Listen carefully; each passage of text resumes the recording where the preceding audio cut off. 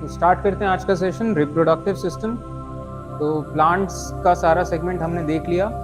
Humans, reproduction in humans से लेके शुरू होते हैं और यहाँ पे मेन सारे पॉइंट्स देखना शुरू करते हैं। तो सबसे पहले मेल रिप्रोडक्टिव सिस्टम से शुरू करते हैं। तो मेल रिप्रोडक्टिव सिस्टम यानी कि स्पर्म सेल्स बनाने का काम, ये पेयर ऑफ टेस्टीज हैं, इनका काम है। और फिर ये ट्रांसपोर्ट होते हैं स्पर्म्स एंड फिर बाहर निकलते हैं। तो अगर इनका हम लोकेशन के सेंस में देखें तो ये दोनों के दोनों टेस्टीज बाहर, बॉडी से बाहर इस तरीके से एक स्क्रोटल सैक में होते हैं, एक थिन वॉल्ड सैक जिसको हम स्क्रोटम कहते हैं। और ये बॉडी से बाहर एक ऐसा सैक इसलिए होता है क्योंकि 2 से 3 डिग्री टेम्परेचर कम होना चाहिए बॉडी टेम्परेचर से, तब वो ऑप्टिमम टेम्परेचर होता है स्पर्म फॉर्मेशन का। तो इसके अगर हम देखें तो टेस्टीज मेक्स स्पर्म्स, इसके बाद ये स्पर्म्स जाते हैं, ये जो स्पर्म डक्ट है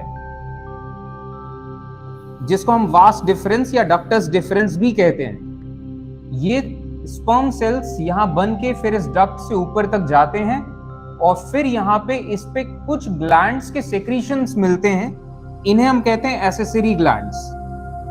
और ये ग्लैंड्स एक मिल्की फ्लूइड मिलाते हैं इन स्पर्म सेल्स में जिससे कि वो मूव कर सके, स्विम कर सके, एक अल्कलाइन मीडियम बन सके, जिससे कि जब फीमेल वजाइना में वो एंटर करें तो वहां के एसिडिक मीडियम में थोड़ा सा न्यूट्रलाइज हो जाए, ऐसा कि नहीं पूरी तरीके से खत्म हो जाए, एंड थोड़ा सा लुब्रिकेशन हो पाए इनमें। तो ये बेसिक आउटर आउटलाइन हमने देख लिया। अब शुरू करते हैं टेस्टीज से। टेस्टीज के स्ट्रक्चर्स हम देखते हैं। तो टेस्टीज में 250 के आसपास लोब्यूल्स होते हैं। लोब्यूल्स का मतलब सेगमेंट्स, और इन लोब्यूल्स में है सेमिनिफेरस ट्यूब्यूल्स। इनका नाम का मतलब ही होता है स्पर्म बियरिंग। तो इस तरीके से ट्यूब्यूल्स हैं, ऐसे ट्यूब्स हैं कई सारे जिनको सेमिनिफेरस ट्यूब्यूल्स कहा गया। इसके बीच में, इनके बीच में है इंटरस्टिशियल सेल्स जिनको लीडिंग सेल्स भी कहा जाता है या लाइडिंग सेल्स, जो कि टेस्टोस्टेरोन बनाते हैं। और तो ये तो टेस्टीज का फंक्शन हो गया, और टेस्टोस्टेरोन के फंक्शंस हम एंडोक्रीन में देख चुके हैं, अभी आगे फिर से आएगा देखेंगे। और 12-14 ऐसे डक्ट्स जब मिलते हैं, जब ऐसे 12-14 डक्ट्स मिलते हैं जगहों पे, तो इसे कहते हैं एफेरेंट डक्ट। और ये सब मिल के ज्वाइन करते हैं एपिडिडाइमिस। जैसे कि आप यहां से देखेंगे तो ऐसे ही सब डक्ट्स मिले तो ये एफेरेंट पोर्शन हो गया, और यहां से शुरू होता है एपिडिडाइमस। एपिडिडाइमस ये एक करीब 6 सेंटीमीटर एक लंबी ऐसी ट्यूब होती है जिसमें स्पर्म्स मैच्योर होते हैं और ज्यादा थोड़े मोटाइल हो जाते हैं, थोड़ा मूव करने लगते हैं। इस करीब स्पर्म डक्ट जिसको हम कहते हैं वास डिफरेंस या डक्टस डिफरेंस, और ये राइज होता है थ्रू इंग्विनल कैनाल। एक इस तरीके से इंग्विनल कैनाल होती है टेस्टीज तक जो जाती है, स्क्रोटम तक, इनफैक्ट टेस्टीज नहीं कहेंगे, स्क्रोटम तक। तो उस कैनाल के थ्रू ये ऊपर की तरफ जाती है जो वास डिफरेंस होता है।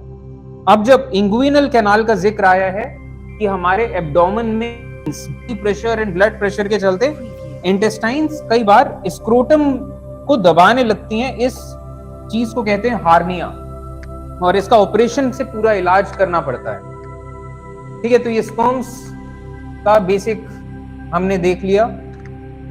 ये जो टेस्टिस पैरेन्काइमा है, बेसिकली इसी को इंटरस्टिशियल सेल्स बोला गया है।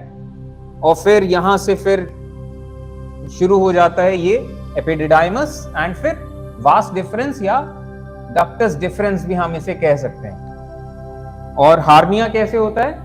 जब ब्लड प्रेशर, बॉडी प्रेशर की वजह से इंटेस्टाइन्स थोड़ा सा जाने लगती हैं स्क्रोटम वाले एरिया में। तो यहां पे हमने अभी तक ये देखा स्पर्म सेल्स बने। अब ये स्पर्म सेल्स में एक मिल्की फ्लूइड डालने की जरूरत है जिसकी वजह से वो स्विम कर सके। तो यहां पे रोल आता है एसेसरी ग्लैंड्स का।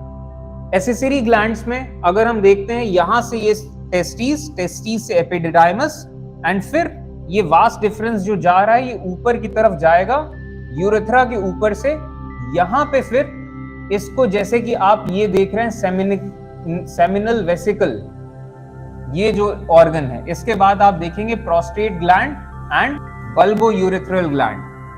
तो इनका क्या काम है? तो सबसे पहले सेमिनल वेसिकल ये बनाता है मिल्की व्हाइट फ्लूइड, जो मिल्की व्हाइट फ्लूइड में स्पर्म सेल्स स्विम करते हैं। ये ट्रांसपोर्ट ऑफ स्पर्म्स के भी काम आता है एंड यहाँ पे स्पर्म्स एक्टिवेट होते हैं, एक तरीके से एक्टिव हो रहा है, और थोड़े स्लगिश होते हैं। यहाँ वास्ट डिफरेंस वाले एरिया तक स्लगिश होते हैं, यहाँ पे एक्टिवेट हो जाते हैं। तो ये था सेमिनल वेसिकल। इसके बाद प्रोस्टेट ग्लैंड। प्रोस्टेट ग्लैंड ये बाइलोब्ड है and it surrounds urethra. 2 lobes हैं एंड ये यूरेथ्रा को सराउंड करता है। ये अल्कलाइन सेक्रीशंस करता है जो कि न्यूट्रलाइज करता है एसिड इन द वजाइना। इसके बाद जो थर्ड ग्लैंड है ये है बल्बो यूरेथ्रल ग्लैंड। इसको हम कूपर्स ग्लैंड भी कहते हैं। 2 स्मॉल ओवियॉइड हैं इनटू द यूरेथ्रा और ये लुब्रिकेंट सिक्रीट करता है सीमेन में। तो एक तरीके से ये पूरा प्रोसेस हो गया कि स्पर्म सेल्स बने, इनमें मिल्की व्हाइट फ्लूइड निकला जिसमें अल्कलाइन भी है, लुब्रिकेंट भी है, एंड फिर ये सीमेन 2 से 3 ml एक बार में करीब करीब ये फिर निकलता है यूरेथ्रा से, the common opening for urine as well as sperms. और जब इसमें स्पर्म्स निकलने होते हैं तो ये यूरेथ्रा का स्फिंक्टर मसल बंद कर दिया जाता है।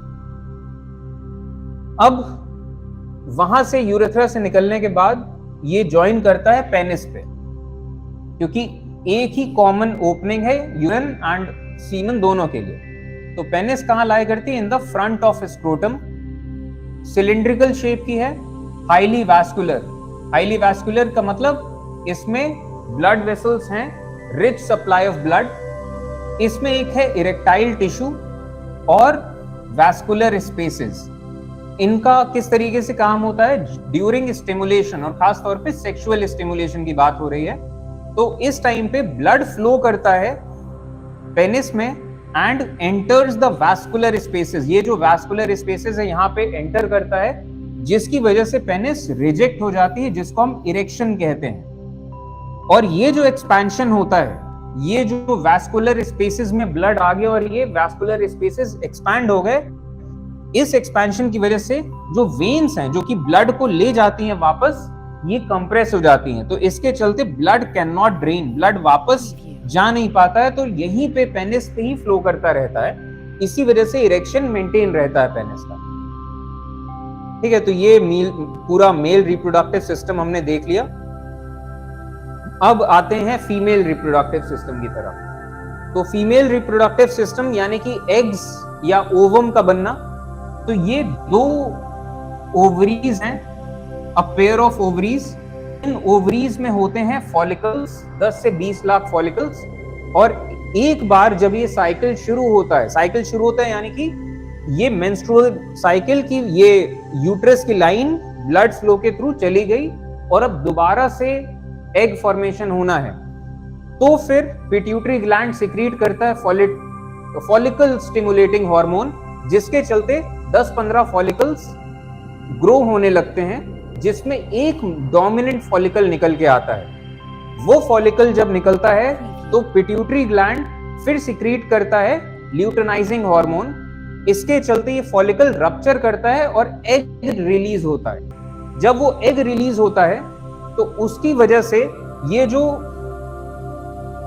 फनल है, फैलोपियन ट्यूब का फनल, ये डिटेक्ट करता है उस एग को, एंड इसके जो सीलिया हैं, जो सीलिएटेड सेल्स हैं, वो इस एग को पिक करते हैं और एग जाता है फैलोपियन ट्यूब्स की तरफ। तो इस तरीके से ओवरीज में ओवम बनते हैं और एक ओवरी में एक ओवम बनेगा और ऑल्टरनेट मंथ्स में ये लेफ्ट टू राइट होते हैं। तो बेसिक हमने इसका आइडिया ले लिया कि किस तरीके से हर ऑल्टरनेट मंथ्स में एक ओवरी एक एग रिलीज करती है। वो एग मैच्योर होने के बाद जब फॉलिकल रप्चर होता है तो सीलिया, इसका फॉलिकल ट्यूब्स का सीलिया इनको पिक करता है। यहीं पे फॉलिकल ट्यूब्स के दौरान फर्टिलाइजेशन होता है। अगर नहीं होता है या होता है यहीं पे जो भी है, अगर फर्टिलाइजेशन हो गया तो वो जो ब्लास्टोसिस्ट कहते हैं कि वो फर्टिलाइज्ड सेल या जाइगोट वो डिवाइड करता है, वो जाके यूट्रस की लाइन में लग जाता है, इम्प्लांट हो जाता है और यहीं पे प्रेगनेंसी शुरू हो जाती है। और अगर कोई फर्टिलाइजेशन नहीं हुआ है तो ये सिग्नल पता चल जाता है यूट्रस को, एंड यूट्रस की लाइन फिर टूटना शुरू हो जाती है आगे के टाइम में, एंड फिर वो पूरा मेंस्ट्रुअल साइकिल चलता है। तो अब इसी चीज को डिटेल से देखते हैं। तो सबसे पहले शुरुआत करते हैं ओवरीज से। ओवरीज में ओवम या एग बनते हैं इसके पेरिफेरल पार्ट में। पेरिफेरल यानी कि चारों तरफ वाले बाहर का part. One egg matures in each ovary every alternate month.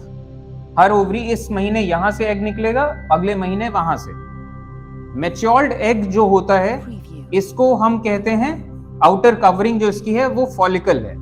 जैसे जैसे एग बड़ा होता है तो फॉलिकल एनलार्ज होता है। फॉलिकल एनलार्ज होने पे इस फॉलिकल के अंदर एक फ्लूइड भर जाता है, और तब ये जो फॉलिकल, जो रेडी फॉलिकल है, इसे कहते हैं ग्रेफियन फॉलिकल।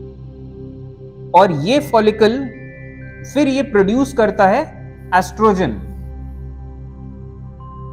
और ये एस्ट्रोजन का काम है ये लाइन ऑफ यूट्रस को बढ़ाना, कि यूट्रस को रेडी करना कि वो जो फर्टिलाइज्ड एग आएगा उसको कैच करके एंड यहां इंप्लांटेशन हो पाए, वो इतना रेडी रहे उसकी लाइनिंग कि वो फर्टिलाइज्ड एग को सस्टेन करना शुरू करे। तो जैसे ही ये फॉलिकल मैच्योर होगा तो इसके बाद जब ये एस्ट्रोजन सिक्रीट होने लगा, एक अच्छे लेवल पे आ जाएगा, तो बॉडी पिट्यूटरी ग्लैंड सेंस कर लेगा कि फॉलिकल बन रहा है, डेवलप हो गया। इसके बाद पिट्यूटरी ग्लैंड रिलीज करता है follicle stimulating hormone and luteinising hormone. इनका काम है फॉलिकल को बढ़ाना, एंड ल्यूटेनाइजिंग हार्मोन का काम है फॉलिकल को रप्चर करना कि उससे एग निकल सके। तो इनके चलते होता है फॉलिकल रप्चर, जिसको हम कहते हैं ओव्यूलेशन। फॉलिकल से ओवम निकला है। अब जब ओव्यूलेशन हुआ है तो अब ये जो इसका फनल है ये सेल को ढूंढने लगेगा, एक सेल को। और दूसरी तरफ जो फॉलिकल एम्प्टी हो गया है, ये एम्प्टी फॉलिकल को हम नाम देते हैं कॉर्पस ल्यूटेटम। कॉर्पस का मतलब होता है बॉडी, ल्यूटेटम का मतलब येलो कलर की बॉडी। तो ये एक तरीके से हार्मोन सिक्रेटिंग टिश्यू बन जाता है कि वो फॉलिकल का जो आउटर कवरिंग ये अब हार्मोन सिक्रेट करेगा। पहला हार्मोन तो है एस्ट्रोजन और दूसरा है प्रोजेस्टेरॉन। और ये दोनों के दोनों हार्मोन्स मोर और लेस इनका काम यही है कि ये यूट्रस की लाइनिंग को थिक करना। प्रोजेस्टेरॉन इसके लाइनिंग को थिक करने में हेल्प करेगा, एंड एस्ट्रोजन भी ये हेल्प करता है। एंड एस्ट्रोजन साथ ही साथ और भी सारे सेकेंडरी सेक्सुअल कैरेक्टरिस्टिक्स डेवलप करने में हेल्प करता है। तो ओवरीज हमने देखा। ओवरीज के बाद अब आते हैं ओविडक्ट पे, जिसको हम कहते हैं फैलोपियन ट्यूब्स। तो जो रिलीज्ड एग होता है, it is picked up by the cilia of oviduct funnel. और ये जो ट्यूब होती है ओविडक्ट, ये फैलोपियन ट्यूब से करीब करीब 12 सेंटीमीटर लंबी होती है। इसमें पेरिस्टाल्सिस होता है, जिससे कि वो जो एग सेल है इसको आगे की तरफ बढ़ाया जा सके। और फर्टिलाइजेशन होता है अगर इन केस, तो वो यहीं पे होता है फैलोपियन ट्यूब्स में। अब फैलोपियन ट्यूब्स के बाद ये कहानी पहुंचती है यूट्रस में। यूट्रस एक हॉलो, खोखला, एक पियर शेप्ड ऑर्गन है। पियर शेप्ड वो आपको दिख ही रहा होगा कि ऊपर से चौड़ा है, नीचे थोड़ा पतला है। पेल्विक बॉडी कैविटी में ये होता है between the bladder and rectum. जैसे इस चीज को हम दिखाएं तो ये रहा रेक्टम, डाइजेशन एंड इजेशन वाले सिस्टम से जो जुड़ा है। ये रहा यूरिनरी ब्लैडर, जो कि एक्सक्रीटरी सिस्टम का हिस्सा रहा। इन दोनों के बीच में ये चीज है जो कि रिप्रोडक्टिव सिस्टम का हिस्सा है। तो पेल्विक कैविटी में है between the bladder and rectum. इसमें स्मॉल लोअर कंस्ट्रिक्शन है, यानी कि नीचे के पार्ट में एक इस तरीके से कंस्ट्रिक्शन यानी कि रुकावट। तो ये जिसे हम सर्विक्स कहते हैं, ये ओपनिंग है, बंद हो सकती है, खुल सकती है। यूट्रस के बाद अब आते हैं वजाइना पे।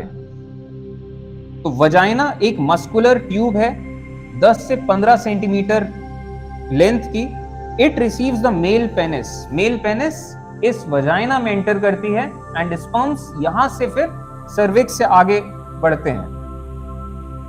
एंड ये काफी इलास्टिक होती है फॉर चाइल्ड बर्थ, कि डिलीवरी एंड चाइल्ड बर्थ हो पाए, पॉसिबल हो पाए, इस वजह से वजाइना ये काफी इलास्टिक सा ऑर्गन है। जब हम सारे चीजें देख लेंगे तो फिर ये डायग्राम में आएंगे कि और भी बाकी जो लेबल्स हैं। अब इसके बाद वजाइना के भी बाहर अब एक्सटर्नल हम देखें तो एक्सटर्नल पार्ट में ये रहा वल्वा, जो कि फीमेल एक्सटर्नल जेनिटेलिया कहा जाता है। इसमें अगर आप देखें तो एक सेपरेट ओपनिंग है फॉर यूरेथ्रा एंड वजाइना। तो ये रही वजाइना की ओपनिंग जहां से स्पर्म्स एंटर करेंगे एंड चाइल्ड बर्थ वाला चीज, एंड यूरेथ्रा की ओपनिंग इसके ऊपर, ये जो यूरेथ्रा की ओपनिंग है जो कि एक्सक्रीटरी सिस्टम का हिस्सा है। तो सेपरेट ओपनिंग्स हैं, इसमें 2 स्मॉल फोल्ड्स हैं जिनका नाम है labia minora. They are hidden by large hairy folds जिनको लीबिया मेजोरा कहते हैं। तो लीबिया माइनोरा, ये इनर लिप्स इन्हें कहा जाता है, लीबिया माइनोरा, एंड ये कवर्ड होते हैं एक्सटर्नल इस तरीके से फ्लैशी मस्कुलर चीज से जिसको हम कहते हैं लीबिया मेजोरा। तो मेजर से आप याद रखिए, मेजर यानी कि बड़ी चीज, माइनर यानी कि जैसे छोटी चीज। तो Libya majora outer large hairy folds and Libya minora ये स्मॉल फोल्ड्स। तो लार्ज फोल्ड्स, स्मॉल फोल्ड्स। इसके बाद एक स्मॉल इरेक्टाइल क्लिटोरिस होती है। इसमें जैसे ये चीज,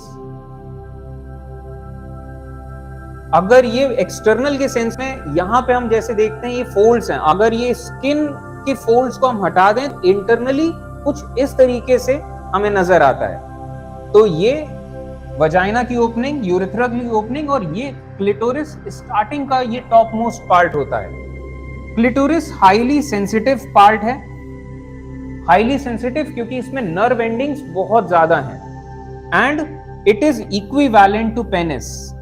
इक्विवेलेंट टू पेनिस इस सेंस में कि ये रिप्रोडक्शन का हिस्सा तो है लेकिन साथ ही साथ ये सेक्सुअल स्टिमुलेशन का हिस्सा है।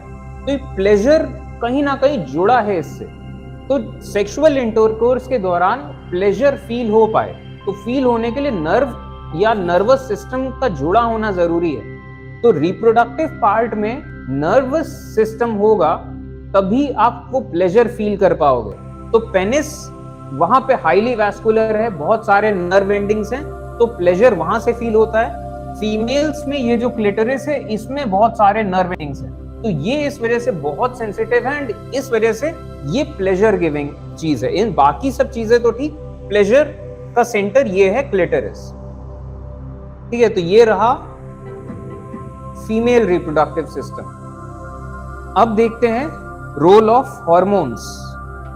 तो रोल ऑफ हॉर्मोन्स के सेंस में देखें तो एक जैसे जैसे बच्चे बड़े होते हैं तो एक उम्र आती है जब ये रिप्रोडक्टिव सिस्टम होना शुरू होते हैं। तो अगर लड़कियों के केस में देखें तो यहां पे तो जैसे 9 to 12 लिखा है, आपके बुक्स में 10 to 14 लिखा है, वेरी करता रहता है, मोर और लेस यही टाइम है जब ओवरीज स्टार्ट फंक्शनिंग, कि ओवरीज ओवम बनाने लग जाती हैं एंड ओवम बनने का ये जो पूरा प्रोसेस हमने देखा उसमें हमने ये चीज देखा ही है कि जो ये फॉलिकल्स हैं ये एस्ट्रोजन रिलीज करते हैं।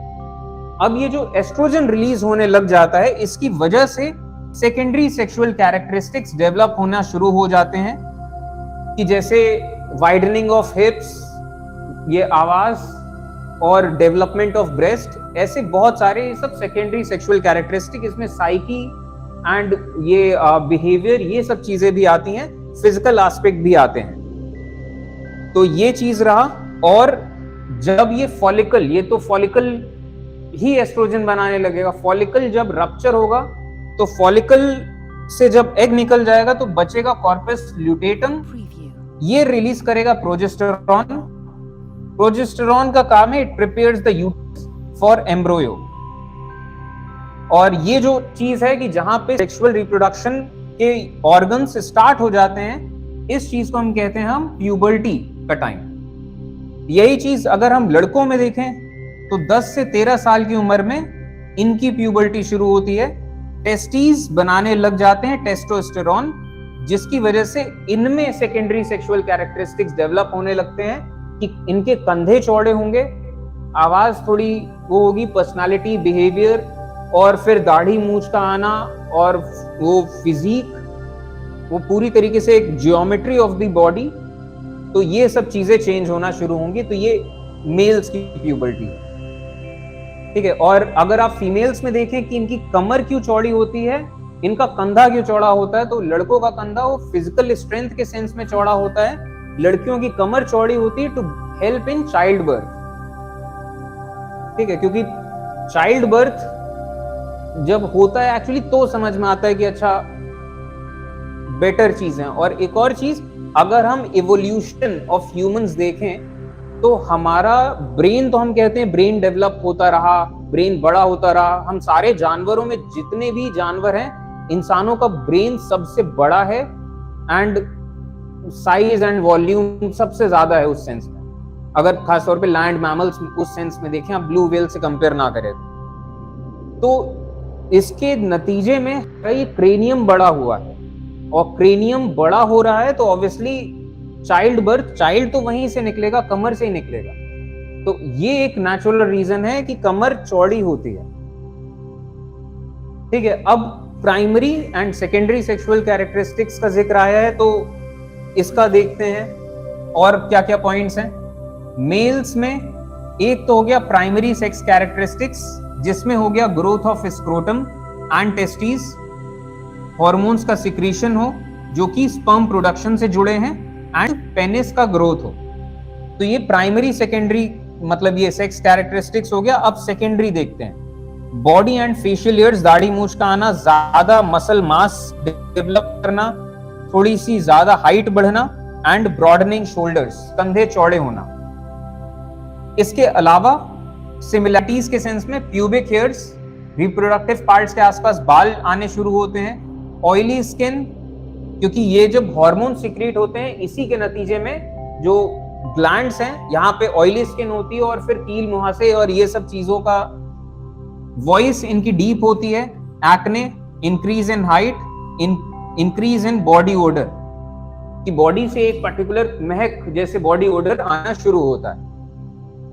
इसके बाद आप फीमेल्स के सेंस में देखें, इनके प्राइमरी सेक्स कैरेक्टरिस्टिक्स, तो वजाइना के साइज में इंक्रीज होता है, यूट्रस के साइज में इंक्रीज होता है, ओवरीज हार्मोन्स बनाने लग जाती हैं, एंड मेंस्ट्रुअल साइकिल शुरू होता है। सेकेंडरी सेक्स कैरेक्टरिस्टिक्स में आ गया, हिप्स वाइडन होते हैं, डेवलपमेंट ऑफ ब्रेस्ट, ये ब्रेस्ट बड़े होने लगते हैं, distribution of fat to hips, and body gets curvier, ठीक है। तो ये सब कर्वी बॉडी और इधर मस्कुलर बॉडी, एंड ये जो सिमिलैरिटीज हैं ये मेल्स फीमेल्स दोनों में सिमिलैरिटीज हैं। तो कुछ जो चीजें अलग फीमेल्स की हैं, कुछ अलग मेल्स की हैं, कुछ सिमिलैरिटीज हैं।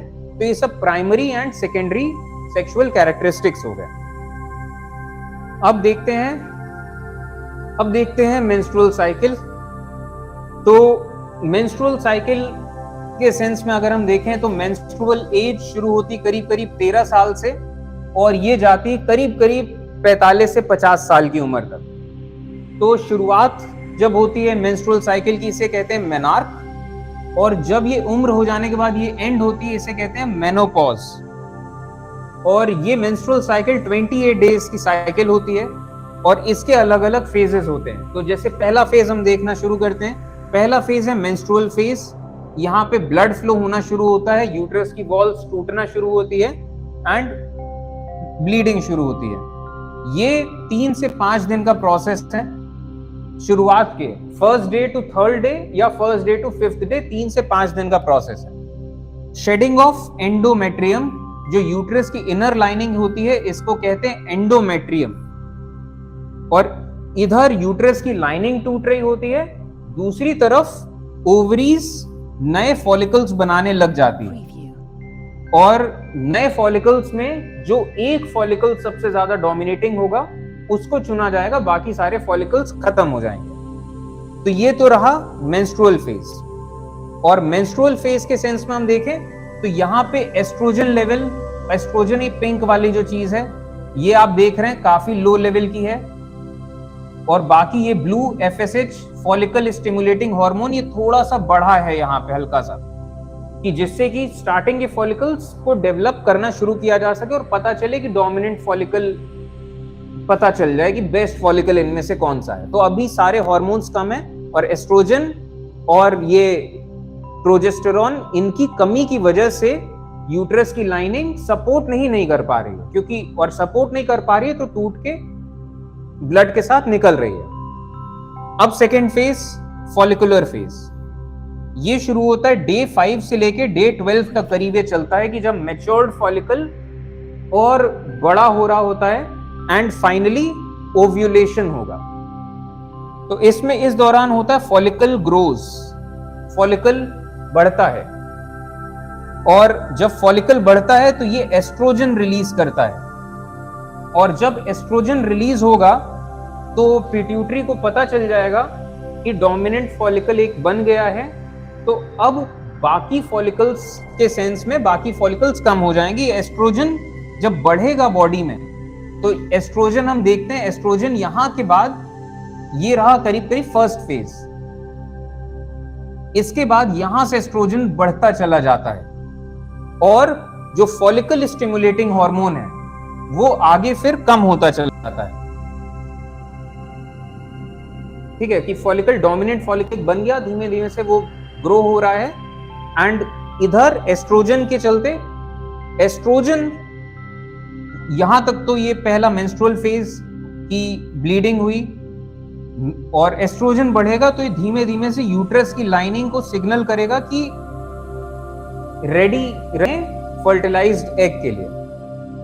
अब इसके बाद थर्ड फेज ओव्यूलेटरी फेज, ये डे 13 और डे 14 के आसपास होता है। तो ये जो चीज हम कह रहे हैं ओव्यूलेटरी फेज, यहां पे एक्चुअली होता क्या है कि एस्ट्रोजन तो बढ़ते ही चले जाता है, और एक इस टाइम पे आके pituitary gland follicle stimulating hormone को अचानक से बढ़ाता है, कि फॉलिकल अचानक से ग्रो होने लग जाए, और इसी के साथ जो ल्यूटेनाइजिंग हार्मोन है, ल्यूटेनाइजिंग हार्मोन का काम होता है फॉलिकल को रप्चर करना, तो ये ल्यूटेनाइजिंग हार्मोन भी बहुत ज्यादा बढ़ जाता है। तो हम देखते हैं ल्यूटेनाइजिंग हार्मोन बहुत ज्यादा है, फॉलिकल स्टिमुलेटिंग हार्मोन बहुत ज्यादा है, जिसके चलते फॉलिकल टूटता है और एग इसके बाहर से निकलता है, और फॉलिकल टूटने के बाद एक येलो कलर का एक टिश्यू बस ये बन के रह जाता है, जो कि हार्मोन्स रिलीज करता है एंड सिग्नल्स भी सेंड करता है। सिग्नल्स क्या सेंड करते हैं? वही हार्मोन्स ही वो चीज है। तो खैर यहाँ पे ये चीज हो जाती है ओव्यूलेशन। तो यहाँ पे क्या होता है? Follicle ruptures, ovulation by action of FSH follicle stimulating hormone and luteinising hormone, maturation and release of ovum, और ये होता है डे 13 एंड डे 14, और ये सबसे ऑप्टिमम पीरियड होता है कंसीव करने के लिए। ठीक है, कि प्रेगनेंसी के चांसेस इस टाइम मैक्सिमम है, और जरूरी नहीं कि एग्जैक्टली डे 13 या 14, वो आगे पीछे थोड़ा हो सकता है, क्योंकि ऑब्वियसली कंप्यूटर्स नहीं है, बोर्ड्स नहीं है, वेरी करता है, और इंडिविजुअल टू इंडिविजुअल भी वेरी करता है। खैर, लेकिन फिर भी 13-14 ये आमतौर पे जनरली बात है। अब अगला फेज ल्यूटियल फेज, ये शुरू होता है यहां पे जब ओव्यूलेशन हो गया है, और अब ये एग को वो फनल पकड़ चुका है फॉलिकल ट्यूब के, और ये फॉलिकल ट्यूब में है। तो ये यहां से शुरू होता है, ये डे 14 के ओव्यूलेशन के बाद वाला फेज। तो यहां पे इस टाइम पे यूट्रस लाइनिंग थिक होती जाती है, और एम्प्टीड फॉलिकल जो है ये हार्मोन प्रोड्यूसिंग टिश्यू में कन्वर्ट हो जाता है, कॉर्पस लुटेटम। अगर इन केस फर्टिलाइजेशन होता है फैलोपियन ट्यूब्स में, अगर इन केस, तो जो ब्लास्टोसिस्ट बना, ब्लास्टोसिस्ट रिलीज करता है केमिकल सिग्नल्स, केमिकल मैसेंजर्स, और वो मैसेज या वो हार्मोन्स या केमिकल्स जब मिलते हैं कॉर्पस लुटेटम को कि ब्लास्टोसिस्ट बन गया है, तो वो और ज्यादा रिलीज करता है प्रोजेस्टेरॉन को। प्रोजेस्टेरॉन का यूज है यूट्रस की लाइनिंग को और थिक करना। और अगर इन केस फॉलिक इसको नहीं मिलता है, ये सिग्नल नहीं मिलता है ब्लास्टोसिस्ट से, तो यानी कि वो एग जो गया है फर्टिलाइज नहीं हो पाया है, तो उधर यूट्रस की लाइनिंग अब उसका कोई काम नहीं है।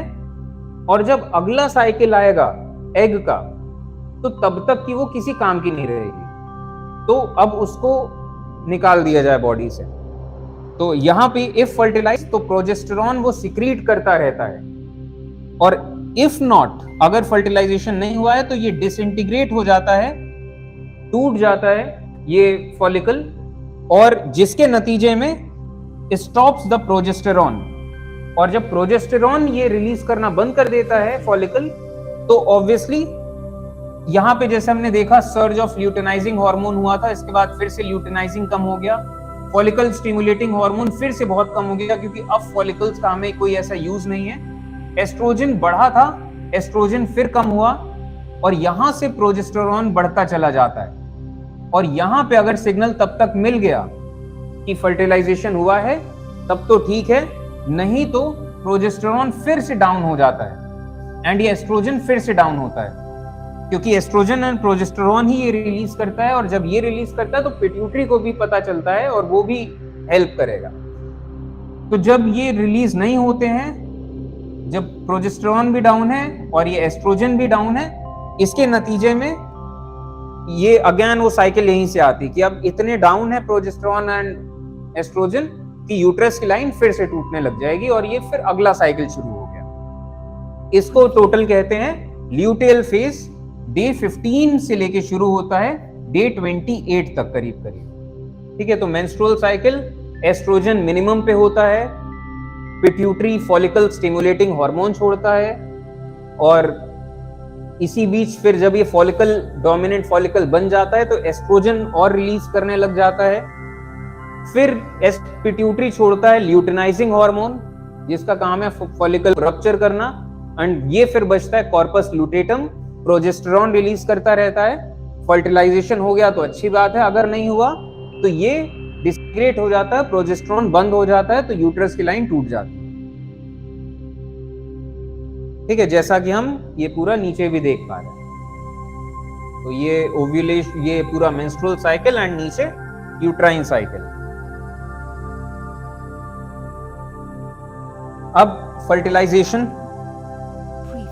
तो फर्टिलाइजेशन में देखते हैं कि जो फीमेल एग है इसमें जब स्पर्म्स जाके मिलते हैं तो पहले तो आउटर बाउंड्री आती है, फिर एक इनर बाउंड्री आती है। स्पर्म स्विम, अगर हम देखें कि वजाइना से लेके सर्विक्स, फिर यूट्रस, तब जाके फेलोपियन ट्यूब्स, तो इतना जितना सफर ये तय करते हैं, इनकी स्पीड होती है 1.5 मिलीमीटर्स पर मिनट। और स्पर्म्स के टॉप जो होता है इसे कहते हैं एक्रोसोम, टॉप ऑफ हेड, ये एक एंजाइम रिलीज करता है जिसको कहते हैं हाइड्रोलिनेज। ये क्या लिखा है, हाइड्रोलिनेज, ये कुछ ऐसा नाम है, ठीक है, ये डी नहीं है, ये ए है, यालुनरोनिडेज, ठीक है। भाई मुझे लगा कि डी तो नहीं था, हाइडू नहीं होगा, ठीक है। तो ये यालुरोनिडेज ये एंजाइम रिलीज करता है, और ये फीमेल एग है वो फैसला करता है कि किस स्पर्म के साथ मिंगल करना है। तो स्पर्म्स का जो टॉप है, टॉप पे ही न्यूक्लियस होता है, टॉप जाता है अंदर की तरफ, और इनका जो टेल है, ये टेल बेसिकली सिर्फ स्विमिंग के लिए यूज होता है, ये बाहर रह जाता है। और जो टॉप है उसी में न्यूक्लियस है, उसी में डीएनए है, और इसके बाद वाला प्रोसेस हम देख चुके हैं कि इसका डीएनए अंदर जाता है तो किस तरीके से फिर मायोसिस होता है। मायोसिस नहीं कहेंगे, फर्टिलाइजेशन कहेंगे, मायोसिस तो उसके गैमीट्स फॉर्मेशन का हो गया। और माइटोकॉन्ड्रिया जो इसके मिडिल पीस में है, ये एटीपी प्रोवाइड करता है फॉर एनर्जी, ठीक है। आज के लिए फिलहाल इतना ही रखते हैं।